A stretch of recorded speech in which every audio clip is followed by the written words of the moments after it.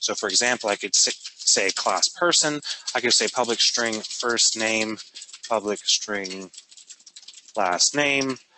Then I can give it some behavior, like public void display.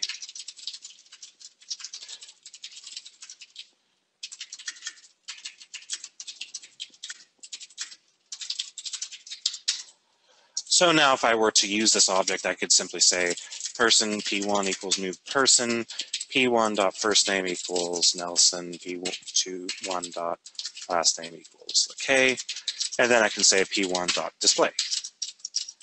So now you see that we have essentially templated out an object that we can reuse multiple times. And if I were to run this program, we get what we expect.